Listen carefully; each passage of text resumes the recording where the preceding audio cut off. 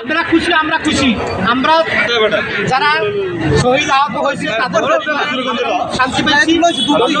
বাংলাদেশের বিচার ব্যবস্থাকে এরকম বিচার ব্যবস্থা থাকুক, আর কোনো ফেসিস যেন বাংলাদেশে আর মাথা ছাড়া দিয়ে না উঠতে পারে। কথা বলতেন এই রায়টা আপনি কিভাবে দেখছেন এবং আসলে এই রায় খুশি কিনা আপনারা? ভাই খুশি বলতে খুশির খেলায় আমি 2টা মিষ্টি খাইছি ভাই।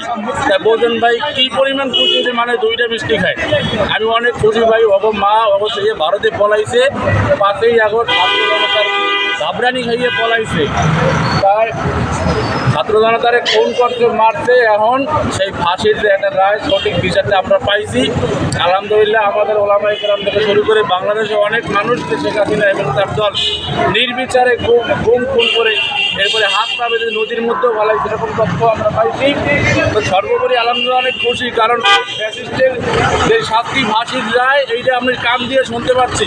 আর একটা আশা করি যেন ওর মৃত্যুদণ্ড যেন দেখছে আল্লাহ যেন এরপরে আমার মৃত্যুদান করে, এতটুকুই জীবনে আশা। আল্লাহ যেন পরে ফাঁসিতে চড়াইছে এই এতটুকু যেন দেখতে মরতে পারি, আল্লাহ যেন এতটুকুই কামনা। আপনার নাম